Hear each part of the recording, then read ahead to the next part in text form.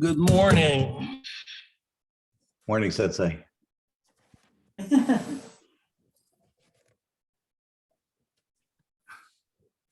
Everybody got a stick?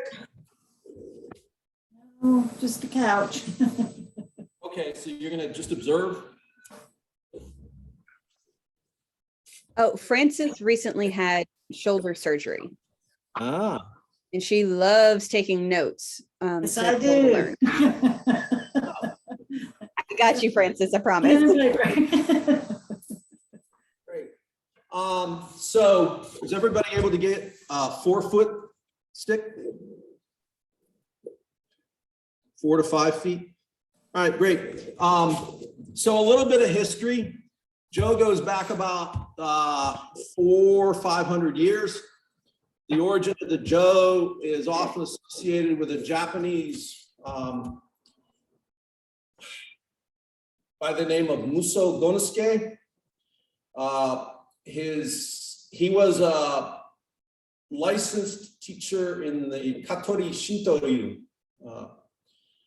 tradition. And one of the mainstay weapons there is called a naginata.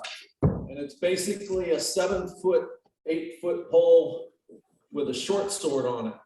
So if you can imagine that, that's a short sword on the end of a 6+ foot pole. So the school also taught spear, which adds another anywhere from total of 10 to 12 feet. So they also taught what happens when you have your naginata or your spear and the end gets broken off to about 6 feet. And that's the Roku Shaku bow. Roku is 6, Shaku is approximately a foot, and bow is wood stick. Gonosuke apparently had some level of expertise in that. He was on what was called Muso Shugya, which is austere training. He was touring the country, Japan, and doing challenge matches. Now, whether or not these were duels to the death is subject to legend. Anyway, as the legend goes, he met Miyamoto Musashi, who's the top swordsman as far as the history claimed. They engaged in a match. Musashi beat him. And then the technique he used for that is subject to a lot of, again, there's a lot of myth in this. There's a lot of storytelling. So take it for what it is. Anyway, with that defeat, Gonosuke went to the southern island of Japan near Fukuoka, climbed a mountain, lived in a cave for a while, and came up with the idea of a short stick, approximately 4 feet long. It's now called a jo, which is as much a Chinese translation of the word. The Japanese word is, I think correctly, it's tsue, T-S-U-E, so you might hear that.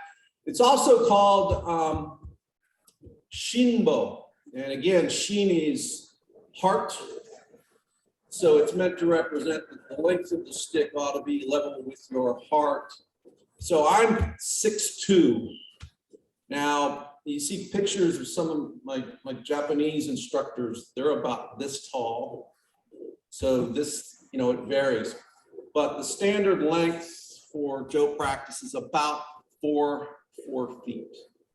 The strategic part of this is the fact that unlike a 6-foot bow, I can't reach both ends. So part of the practice is the fact that any point in time I can have an end of this stick in my hand.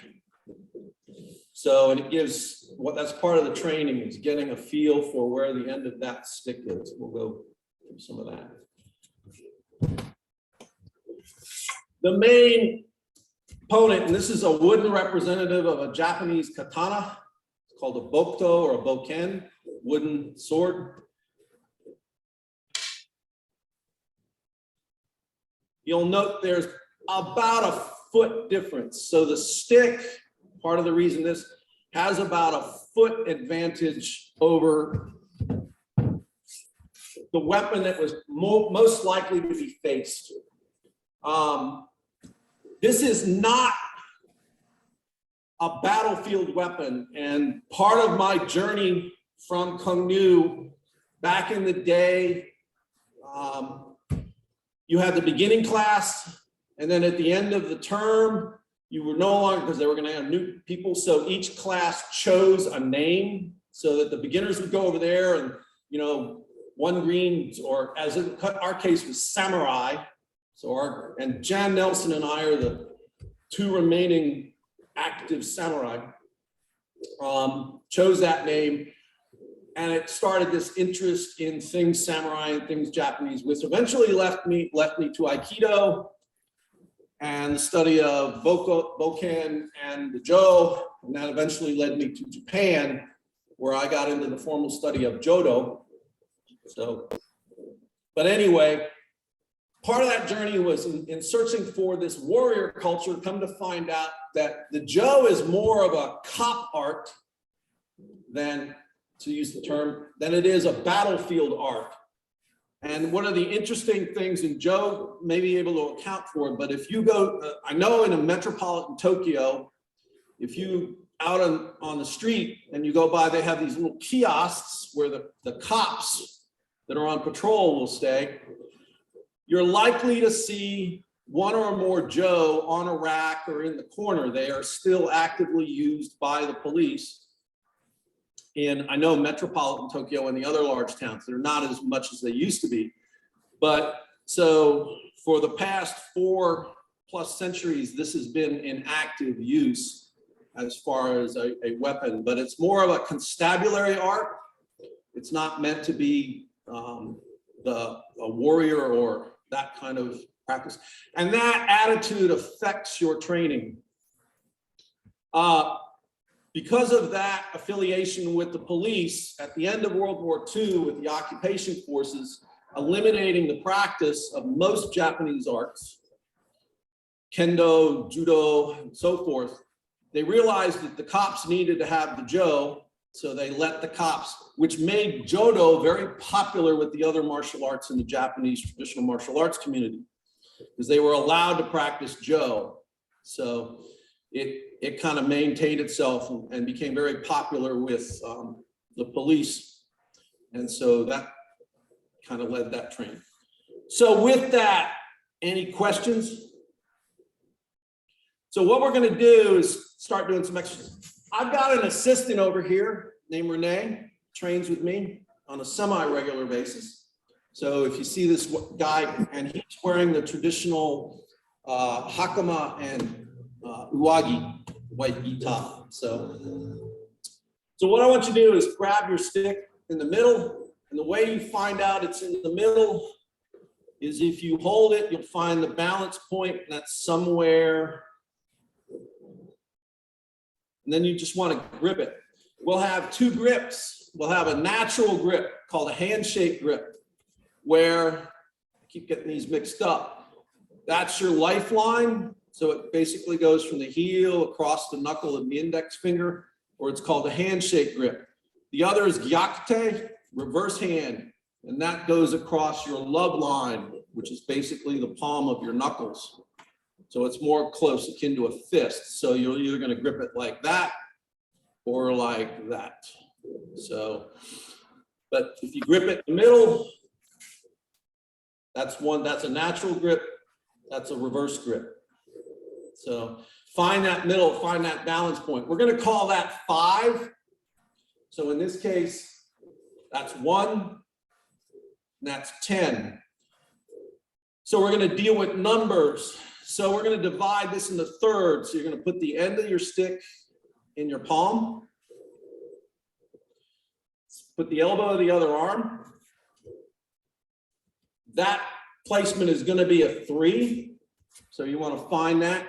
And what you're going to find is typically, now this varies from person to person, but if I go 1 and I put my elbow on my finger there, 2, I find I come up with the other end. So now I can basically divide the stick into 3 segments. Almost forgot. Tambo. So han means half. So nobody's got one of these, so we really won't go. So in this case, mine's about 2+ feet. So that's 4 2+ feet. So something. One of the differences you probably learned in your tambo to have a pommel extension. You won't use that. So we've got 1, 2, 3. So you want to get used to finding that spot. And that's just a simple check. So at the point where you're doing the exercise and you're going to end up gripping in this natural grip, just do a self check. So we're going to take the stick for a walk. So all I want you to do is using your fingers, work your way up the stick, turn it over. Now gravity's working against me. So I'm going from the end to 5. And I'm just going to rush through these, and then I want to do it on the other side. Same thing. So I am working my fingers and my hand, getting them loose.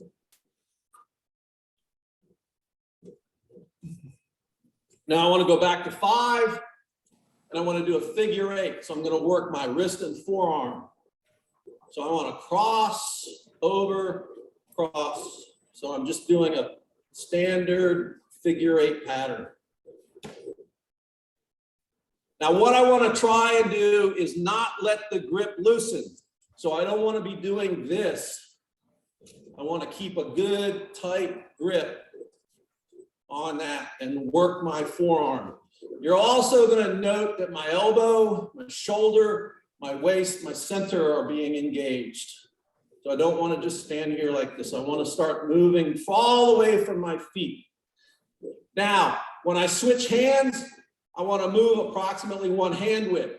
So now I'm working from what would be a 4. And then I might switch back again and go to a 3. And again, I want to check that. And then as you'll note, as you get down, it becomes much more difficult to wield the stick and control it. So you get a pretty good idea that somewhere around 4 or 3, I start to lose my ability to control that with the weight of my arm and wrist. So the other hand comes into play. So now I'm going to go into my shoulder. So what I want to do is go over, reach, grab. So I'm reach, turn. I'll probably end up about a 4.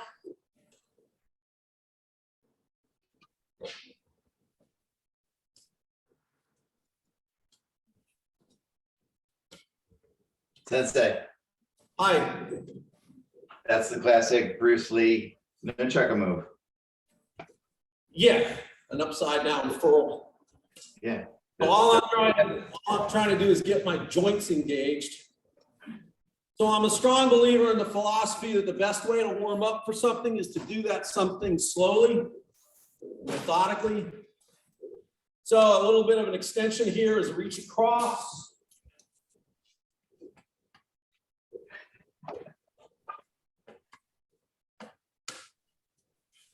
So one of the things about dealing with a weapon, you don't want to try and grab the weapon. You want to bring the weapon into the hand. So in this case, I place my hand there. I'm trying to bring the stick in. Rather than trying to reach for the stick, I place my hand. So that's just something you can take most of your practice. All right, so now what I'm going to do is I'm going to start with my waist. I'm going to go up, straight up, down, up, down, across.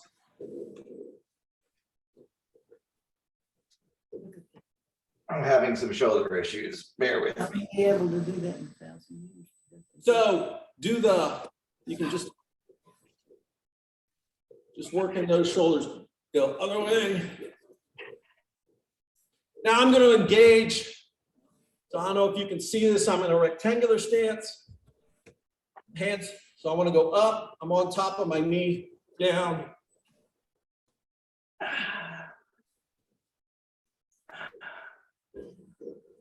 Now I want to go to my foot, cross to the other foot, up, cross, foot, foot. So just getting the waist engaged.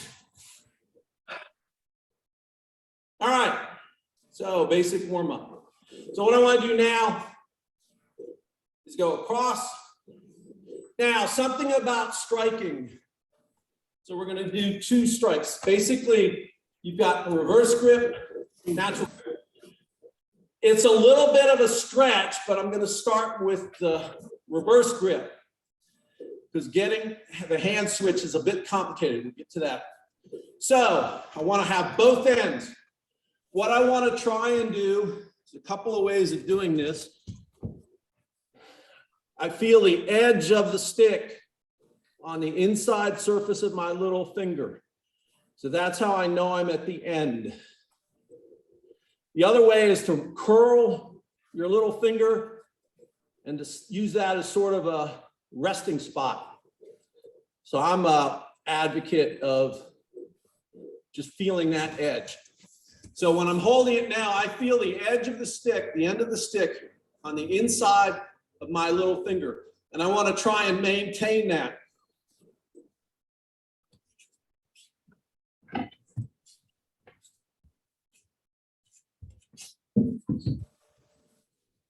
So again, the typical encounter that you're trying to use your bases is somebody with a Japanese sword. If I'm giving up, again, I only have about this much, a hand's width, a little bit more of advantage so that I can hit him. I'm out of range, give or take. If I give up by holding the stick with a pummel out, I'm losing what small advantage I had. That's a superior weapon, and I have to face up to that. Okay, thanks, man. So I want to keep that. So what I want to do is draw the stick back and rest it on my hip so that, and I ought to feel that stretch. My right arm is back, my left arm is forward, and it's pulling my shoulder. So it'll tend to bring my shoulder up. I want to keep my shoulders down and find that position. Now, what I'm going to do is keep this hand out, and it's almost like I'm doing that grip. So I want to raise this up, bring it down. I'd like to keep a paper distance between my rib, right under my yin yang or my name. So right there, and we'll add a little bit onto this. And then this hand is out, and that should be about a 3. Now, that's a natural thing. So if I keep my hand out, my elbow drops down, my fist will come to rest approximately a hand width in front of my navel. And this hand will slide down to a natural 3. So part of the rule is try not to fight nature. And I want to be specific here in that we're working with a concept called Aikido, and not necessarily straight or mainstream Jodo. It's a branch of Jo work that comes largely from the practice of Aikido.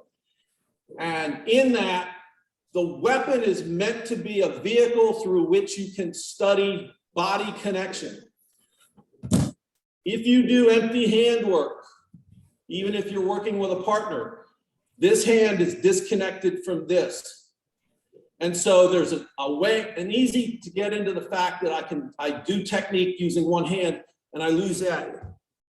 If you put a weapon So in typical practice in Aikido, it's a sword, wooden sword, or a stick. Put a weapon in your hand, it connects your body. It also becomes a training partner. So Aikido is difficult to practice effectively alone. The exercises in the kata are mainly partner practice. So you put a stick, it gives you something to work with. So it's also very practical. So I'm 2 hours from the Appalachian Trail, and this is my hiking stick. So the only thing I've done is taken a table pad, and so that keeps the stick from getting split. But it also makes a good tool handle, broom. So the practice becomes very practical. Anyway, I'm going to my right hip. Now I'm going over, and it's like I'm taking my hand and bringing this over. Now, it's hard to tell from this angle, but I am trying not to go out and around. What I'm trying to do, and I understand some of you have shoulder issues, I am trying to reach straight back. There's a practical purpose. We're designed and we're evolved to scan a horizon. We're not necessarily scanned with a visual cortex that goes up and down. So if my stick is coming down, it's harder to see. So you won't see that stick coming at you nearly as far away as you will if it's coming from the side. So the strategy is to bring the stick from behind. Grandmaster Quinn had this technique called a looping punch. And if you were across the mat, it would come out of nowhere and hit you. So it's the same concept. So I want to go over and down. So just practicing that. So again, there's a tendency, depending on your practice, to want to do this. Pull that hand back like a hikite or a reaction hand. Again, you're giving up range. So you want to reach. Sensei, can you turn to the 90 degrees, please?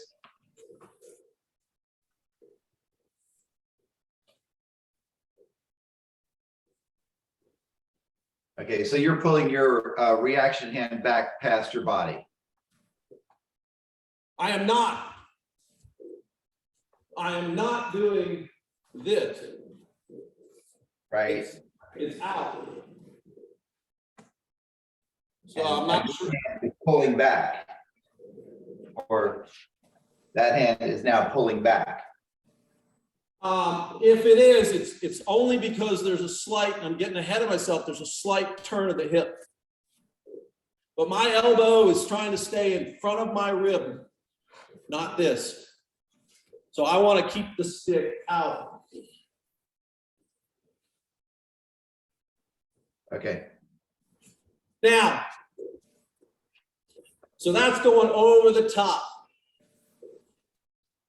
Now we're going to get complicated here.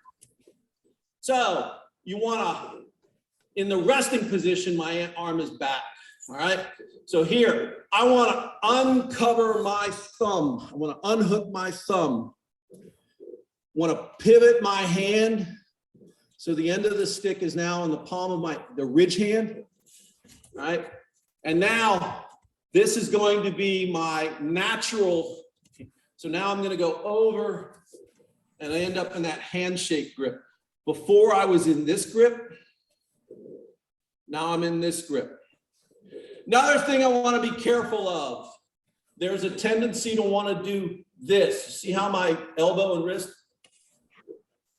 So what that means is you are literally leading with your arm and pulling the stick rather than, so there's a saying, TGIF, tip goes in first. And it's a lot like if you're a fisherman, like casting. So you want to literally almost throw the joe out and then control it. So now what I'm doing is pulling back, turning my hand, and then coming over. Now both thumbs are pointed straight ahead. Here, both thumbs point towards each other. Here, they're ahead. So now, thumb unhooks, palm turns. So now both thumbs are pointing away. This end of the stick, I can still feel it in my palm. Goes over the top. So that's natural hand as opposed to reverse hand. So reverse hand, natural hand. That's a little exercise you can do. So the two basic grips. So as I do this, that should feel a little bit more relaxed in my back and shoulder. I feel that connection because if I take my thumb and point it in, I'm taking all of this ligature, all this connective tissue is getting stretched. And that's not necessarily a bad thing. So if you're having shoulder issues, that relaxes the shoulder a little bit. And again, every once in a while, I'm going to check that. Got a good 3. All right. So those are the basic strikes. Natural grip, reverse grip. Just want to get comfortable with it. Now, what I'm going to do now is pivot, thrust. So I'm going to do that natural grip. Now, in this case, it's simpler. I can just bring the stick around and thrust. Careful of your screen. But again, what I am developing is a sense that by knowing, part of what I'm developing is a sense that I know where that is in space. I am connected to it.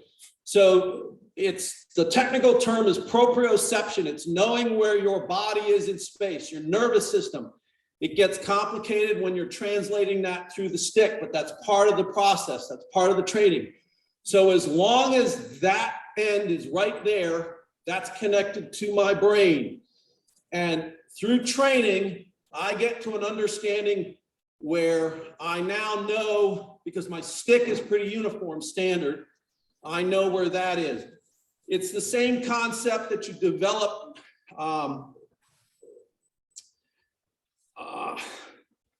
in sparring, where you learn to control your technique.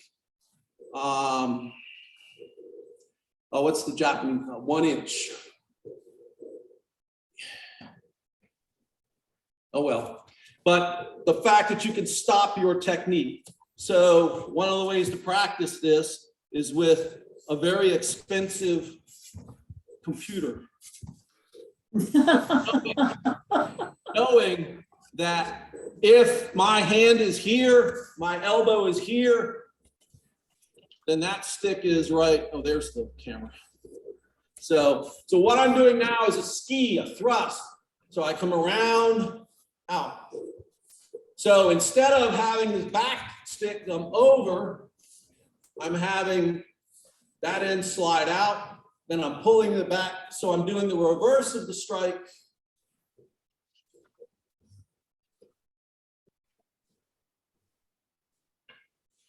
So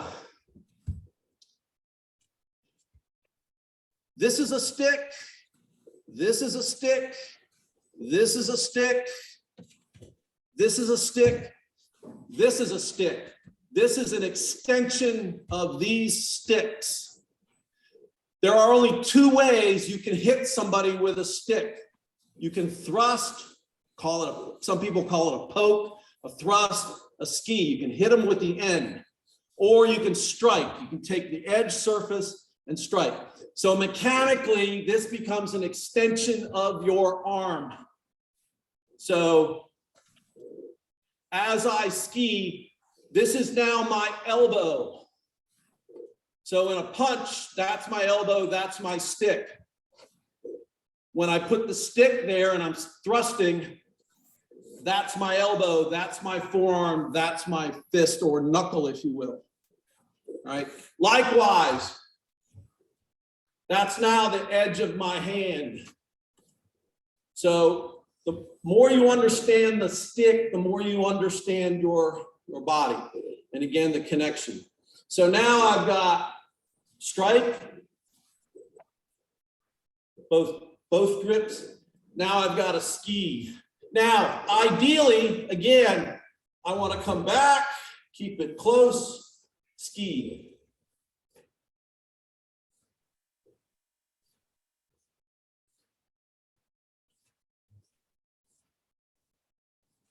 This is, when I do these exercises, I'll do laps, and I find it amazingly similar to swimming laps.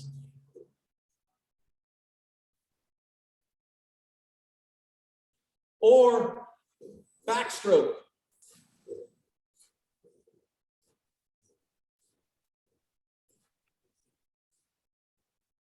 Now, last one. I'm going to slide my hand and I'm going to take the stick up.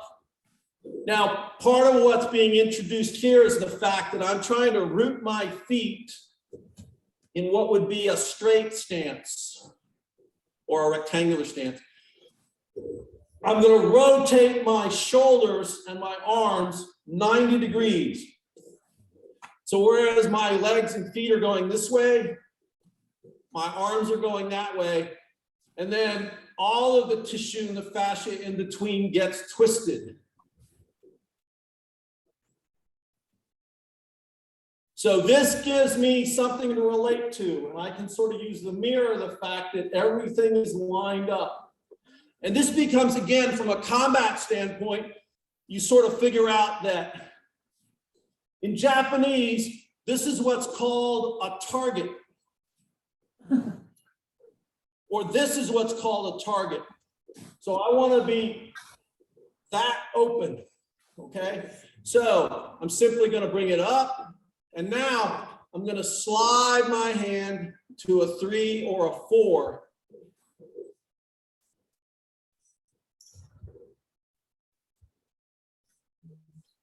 So now my hand is going, I'm pulling the stick back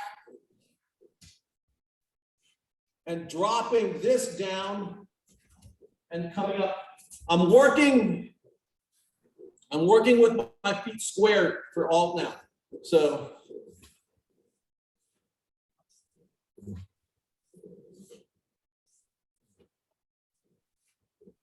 but the last thing I'm doing with this is I'm taking my back, trying to pull my shoulder blades.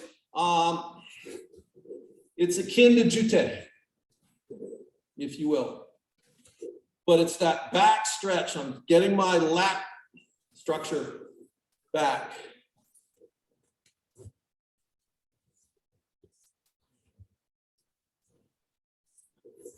Can we see it 90 degrees, Sensei?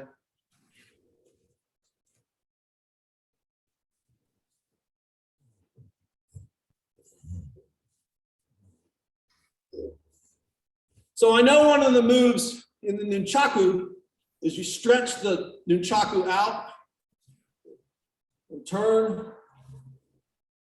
So again, Yeah. So I'm recalling a move where I pull the nunchaku out taut. Mm-hmm. That's one of the reminders that I have in that. And right now I get a really good connection because pulling on this stick, I get a really good connection in my back and my center. And that's part of the concept of the Aikido. I means together. Camera angle is not good. The symbol is meant to represent off of Joe Senpai's right shoulder is the unity symbol. And it's the symbol I, and it's symbol 8 on top of a square. One of the representations that is a pot with a lid. They work together well. Whatever's in the pot is contained by the lid. So that's that pictogram, AI, is meant to represent working together. Ki is 3 lines over crosshatch.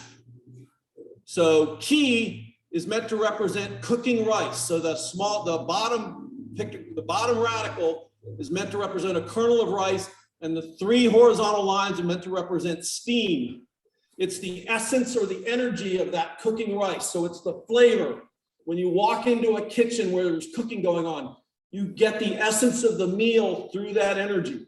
So I-Ki is a term for working together, the power of working together. And then Do is a path.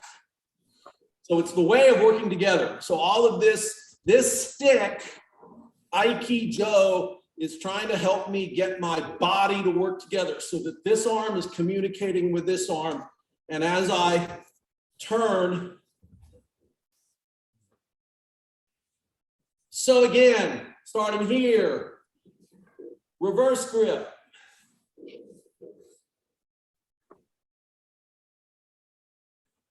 Natural grip, both thumbs end up pointed out. I don't expect you to make that change, all right? Then there's ski. So basically we've done 2 versions of a chop and this version of a punch. And then there's a parry, which is essentially a block or a receiving.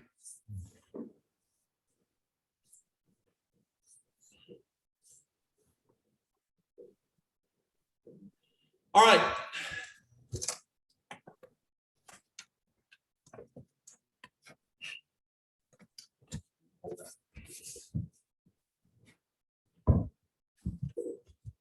As I disappear, my cameraman will help.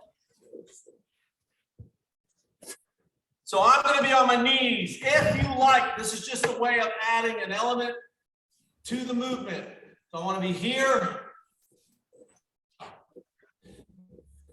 I get a sense of the root.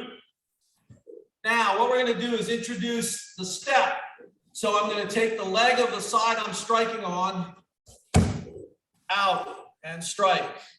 And I want to come back, draw.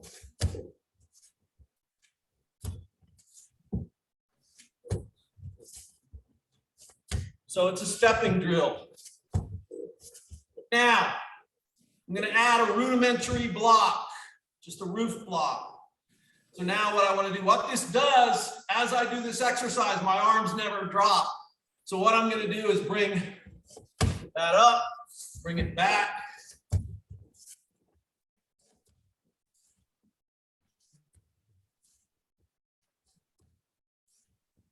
It's a great little quad drill. Now, I'll give you the talk I give everybody. If you have knee issues, your scar has to be longer than that before you can complain to me. So anyway, I'm kidding. Don't put yourself, you're at risk for hurting yourself anymore. So now we'll come back up. Any more than that. So now what I want to do is we're going to go back to reverse hand, thumbs pointed at each other. And as I'm going to bring this up, now right here, I feel that hip get pulled. So when I do that, I can feel this part of my body getting stretched. So I'm going to try and relax that. And I'm going to step out into what would basically be a short forward stance. All right. Now to make the exercise work, I'm going to draw back, draw the other side. But what I want to do is play with that feeling of tension. And then the way I relax that is stepping out. So there comes a point where the term is, in Japanese, is called kuzushi. My balance is being taken. My body is being pulled. So the way I regain my center, my balance, is I step. So here's a math exercise. You don't have to do this out loud, and you're allowed to use pen and paper if you need to. Because when you get working with big numbers like I am, take your age and subtract 1. That's how long you've been working on this. Because this is essentially the element of walking. You observe something, you see it, you want to reach, you reach for it, you create this imbalance. And for the first several months, you go back to crawling. But eventually you realize that, hey, I stepped forward. So raising 3 children, this was a great opportunity to sort of observe this. So the idea is just let that happen. Now, you're going to concentrate, pull this back, pull the leg back. I'm now back in a natural stance. So this starts off, TGIF, tip goes in first. I don't want to step. Again, I'm losing the advantage, whatever advantage, small as it is, I have over that sword, that main weapon I'm talking about. If I step, I'm running into it. So I want right there. What happens is the reason I'm reaching, and that creates the tension in which I step. Now my body is centered behind the stick, and it gets the full power of my body. So, bam. Now, I can make this a walking exercise.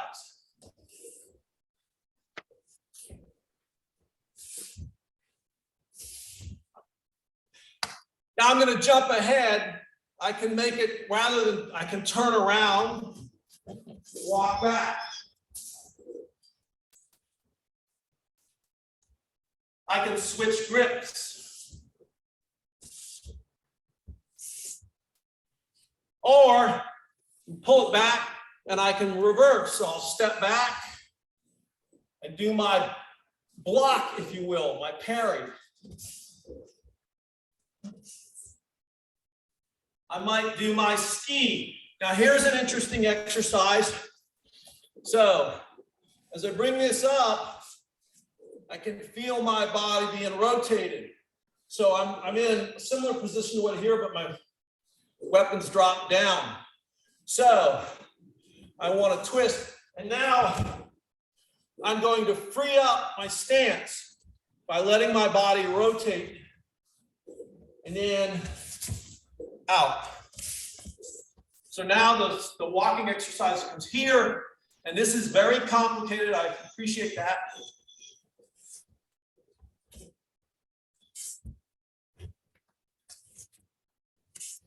That's a lot like reverse punch, step and punch, except this is now my elbow, this is now my forearm, now my knuckle.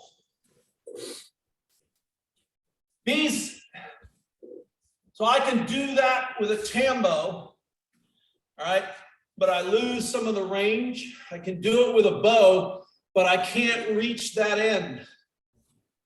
So that's part of where the Joe sort of fits into that spectrum of weapons. Okay. Sensei, can we see that footwork again, please? So I'm in basically a forward parallel stance. The extended end of the stick comes back, and I go into an X stance. Now so I am essentially going to do a reverse punch. This leg is going to step forward. This one's going to drive. Then I'm going to rotate. So again, the idea is that my body wants to rotate. If I'm on my heels, I'm losing balance. So the last point of contact for me with the earth is the ball of my foot and my toes. So as I rotate, that's what drives. So now, with the flexibility in my legs, I'm dropping my weight.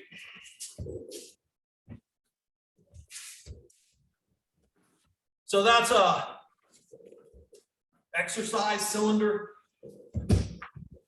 So now I want to extend my strike from here.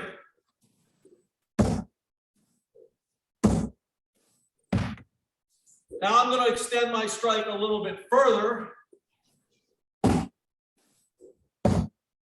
The idea is use my quads, use my legs, not hinge at the hips. So I want to be dropping my stick onto that. So you can use a heavy bag on its side. We have these bouncy balls. So the idea is up.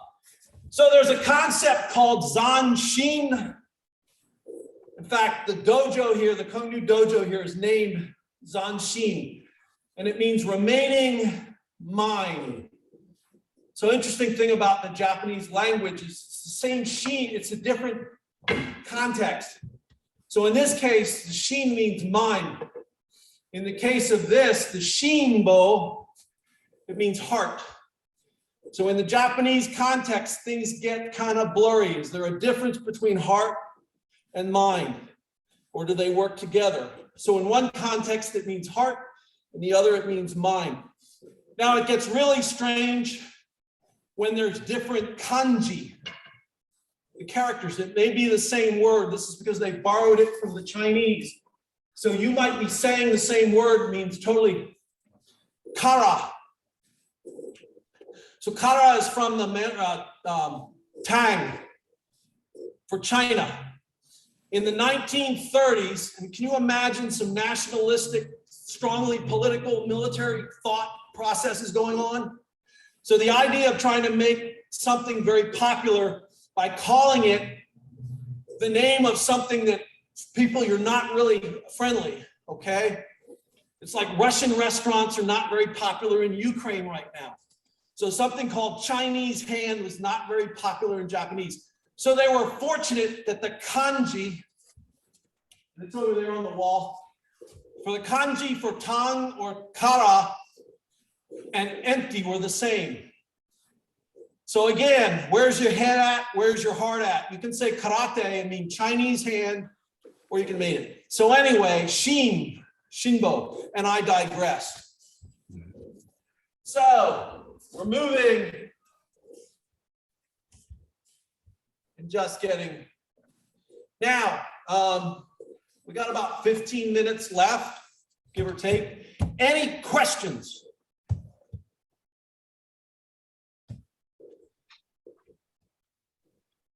Do you ever mix your hands, Sensei? Oh, yeah.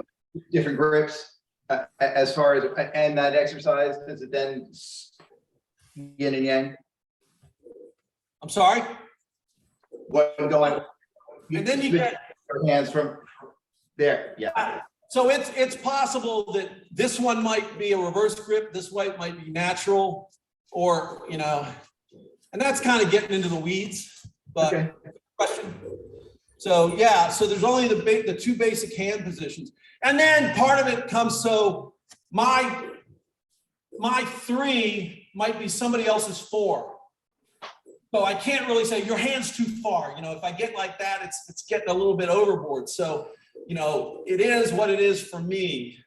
And what's amazing is even for people of shorter stature, the stick seems to grow, or your body, and it's part of that stretch. It's part of having the uniform stick. Your body will stretch somehow. So if you're shorter, not quite as arm length, it's amazing how much the body will stretch to accommodate. Any other questions?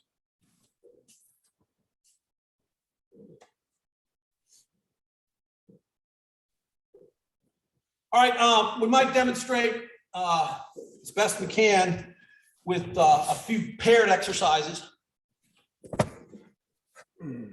So I'll need Renee. You think I should? Yeah, yeah. This is being recorded, right, Sensei? Yes. Can we get a copy of the recording? Yes. So Because I'm gonna need. So, if Renee is going to thrust. We'll go back to the thrust. A way we can walk this exercise is he'll ski. I'll move off my 2 feet. And what I'm gonna do is I'm gonna bring the parry. So this end of the stick is coming up. As it comes by, I might remind Renee that his knee is exposed, but I'm coming up. Now, what I want to do, and this is combined, I am left side liver, no, spleen. So Renee's a doctor, so I have to study my anatomy. So the tip is in his spleen, the shaft is blocking his left elbow, so he has a difficult time swinging, especially if I'm braced. Now, I could have theoretically broke the knee, come up, now I'm driving it into spleen, I'm breaking his balance and preventing him from cutting. But the big thing about this is I'm moving in. Now, the exercise that we make is he's going to do the reverse thrust. I'm going to step back. And so he moves in with the thrust. I move back with the block. He does one of the overhead strikes. He can do either one. I move offline. Now, in this case, this is not my preferred place to be. I prefer to be on his dead side. So I'm receiving. The other thing, and this is common in practice, is stick to stick is not an ideal, especially if that's representing a blade. A good blade to cut through this. So where I want to be is I'm into his rib, into his solar plexus, or again, up. Right. Another way of looking at this is he comes in and I'm up in here before he gets, and now I'm going to continue that. So now I'm going to do the overhead strike. And we have a nage, a throw.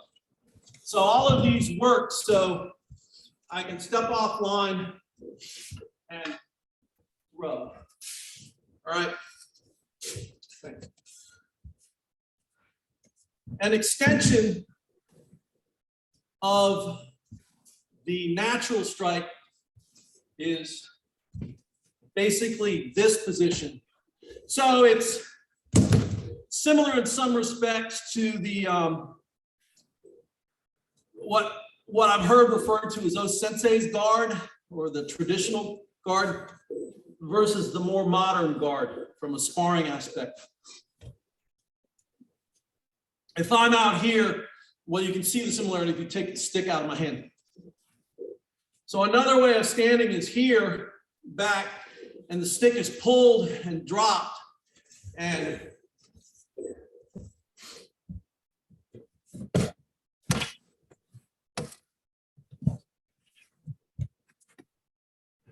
so here I am now. What I want to do is practice the rotation. So I'm side on, and it's very difficult, should be very difficult for you to see that I have a stick. And even more so because, well, the camera doesn't reach that high, so you can't see the stick. But, so what I want to do is come up and then in. So rather than having to pull back and then go in, I'll pull back.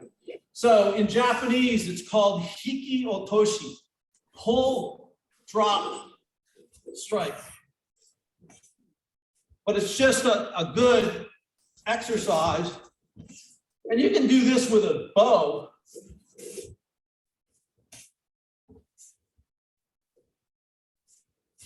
So.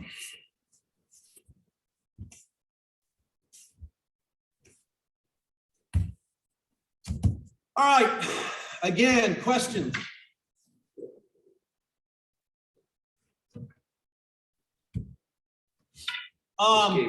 Work on sensei.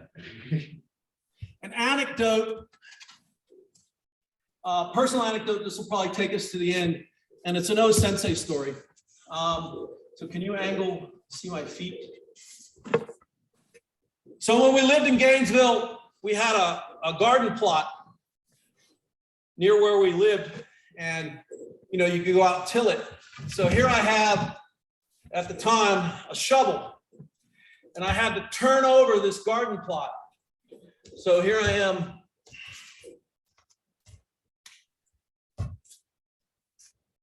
And that got really boring really fast until the obsessive compulsive part of my brain took over and I realized that, hey, wait a minute. If I'm like stepping in and blocking with either a stick or my empty hand, now I'm going to do slide up, stomping kick, reach down, grab the knee, throw the person, move over.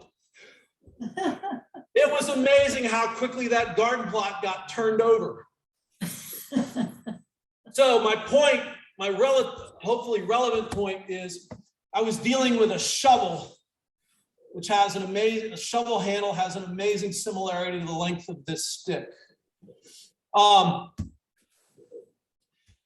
At one point, I put in a post makiwara in the garden plot. I was digging again, like double tambo. And I freely admit to OCD with respect to martial arts. And I'm on medication, so it's called daily training.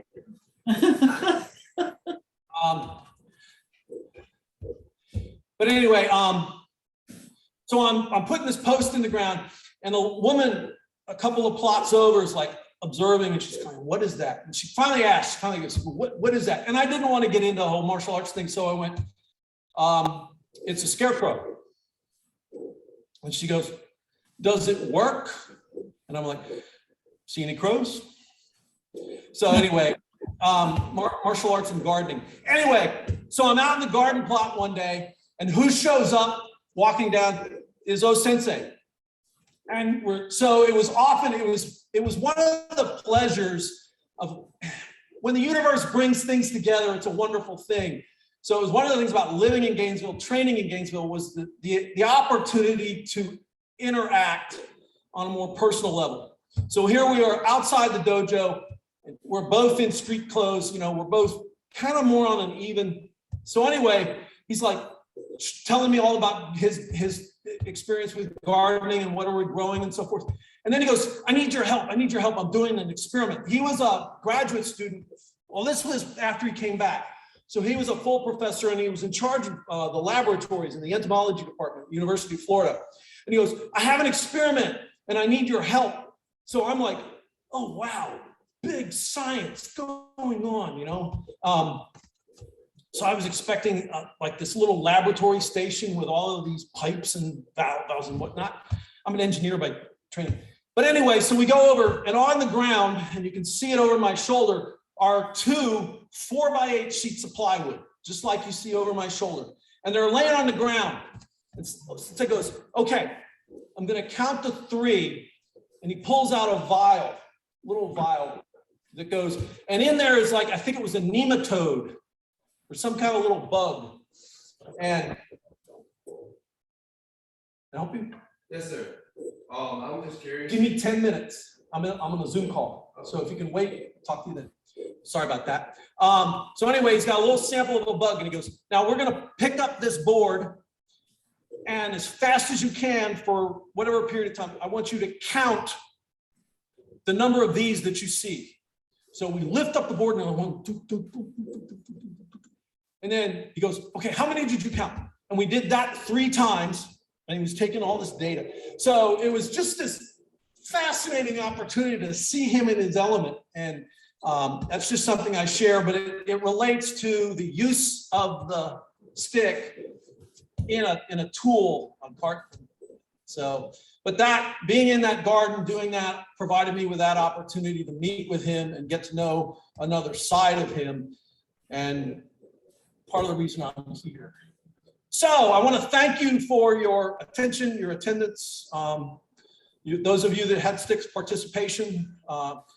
This is being recorded, so if you review it, this obviously proves 2 things. It's a good experiment.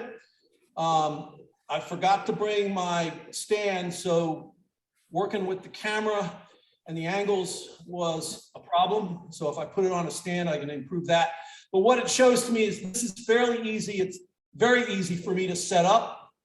I've got the space, I got a key to the front door. So if you want to do more of this, we can do it through a Zoom format. I'm more than happy to get together with you and work on this or anything else I might share. I'm in my 50th year of wearing one of these. So that's, 5-0, we tend to grade experience in round numbers or decades or whatever. So it was 1972 that I first put on a gi. And then 2 years later started Kung Nu. So it's an amazing goal. So Sensei, I need to go get ready for my class. Yeah. How do we get a copy of this? pardon me? How do we get a copy of today's class? That would be so reach out to CMMX. It's no longer Sonoma. Cinema. Okay, I'll call Didi. Didi would probably be a good point of contact. One last thing, and if you can angle that up. So ideally, and this is not ideal by any means, if I'm facing you and I'm in a position where you're a possible threat, you should be looking, and it's called triangulation. So all you should see is a dime, the end of that stick, and that ideally is pointed right at your nose, but all you see is a dime. So you don't know how long this stick is. So that's another thing to think about when you're here. And then the salute is to come bring your feet together, drop the tip, bow 45 degrees, and then it comes up to ready. So, and excuse the nature of this, but you don't want to be too excited. You don't want to be too right there. So triangulate from, okay? Thank you very much. And I'll see you in a minute, Jerry. Okay, thank you. Thank you, Sensei. You're welcome.